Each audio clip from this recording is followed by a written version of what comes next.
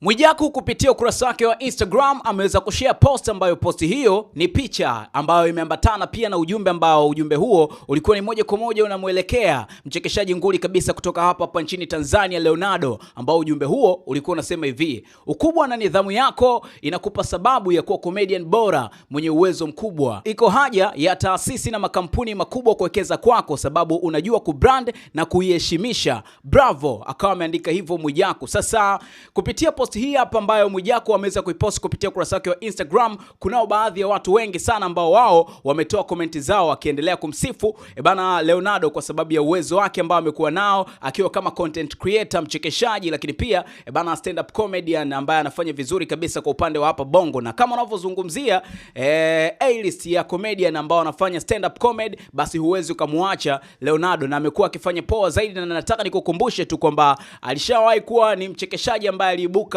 mshindi katika mwaka 2021 katika tuzo za Cheka Tu, ambapo aliweza kuibuka mshindi peke yake kama kinara kabisa na kuweza kushinda pesa za takriban shilingi za Tanzania milioni 10. Hii ikawa ni fursa moja ya kuweza kupanda kwenye stage tofauti kulingana na uwezo ambao aliweza kuonesha, ambapo ilikuwa ni mwaka 2021 kama mchekeshaji nguli kabisa ambaye aliibuka kama chipukizi. Na baadaye sasa bana tarehe 22 mwezi Februari mwaka 2025 aliweza kutunukiwa tuzo ya Best Comedian of the Year overall, ambayo aliweza kuchaguliwa na watu. Sasa moja kati ya vitu ambavyo vimeonekana kwamba kuweza kumpa nafasi kubwa sana Leonardo ni kuhusiana na jinsi ambavyo amekuwa ni mtu ambaye mbunifu kila siku ambapo inatolewa, ukiachana tu na uwezo wake wa kufanya stand up comedy kwenye majukwaa, lakini pia amekuwa ni kama content creator ambaye anafanya vizuri kinoma noma. Lakini hiyo tuzo ambayo alipokea tarehe 22 mwezi Februari mwaka 2025